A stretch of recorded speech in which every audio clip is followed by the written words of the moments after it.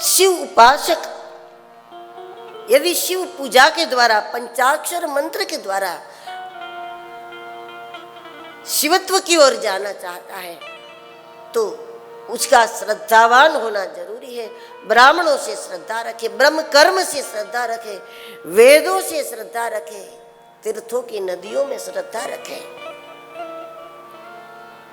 जब जब अवसर मिल जाए तब तब पितृ कार्य करे, पितृ कार्य में भी अपनी श्रद्धा रखे। सामान्य मनुष्य के द्वारा जो शिवलिंग स्थापित होती है उसके 100 हाथ तक शिव भूमि कहलाती है।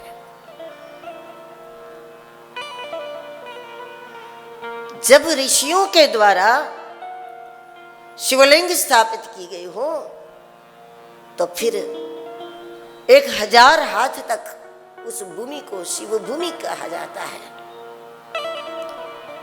और कोई सिद्ध पुरुष के द्वारा, कोई अवधूतों के द्वारा शिवलिंग स्थापित की गई हो तो उससे कई गुना उसका क्षेत्रफल हो जाता है। वो भूमि शिव भूमि मानी जाती है। और जहां शिवलिंग स्वयंभू हो वहां उससे भी कई गुनी भूमि।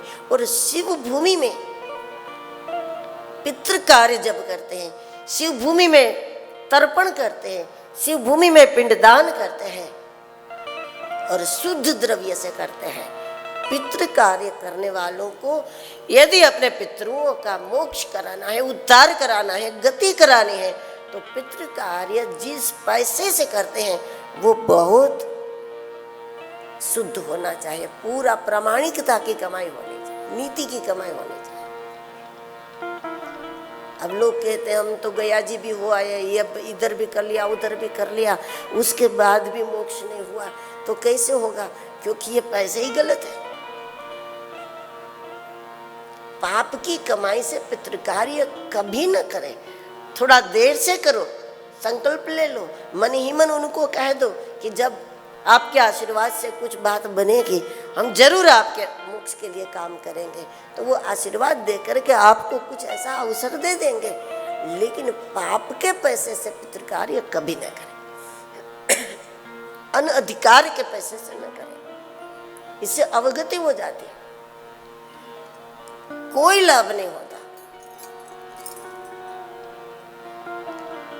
फिर ऐसे लोग उस कार्य से ही अश्रद्धा करने लगते हैं कि हमने तो बहुत कर लिया, हमने तो बहुत बार कर लिया, कोई फायदा नहीं हुआ। तभी जो परेशानी है हमारे जीवन में वो तो है, खत्म हो नहीं रही। क्योंकि पितृकार्य तो हुआ, 2 4 5 बार कर लिया। शिव तीर्थ होना चाहिए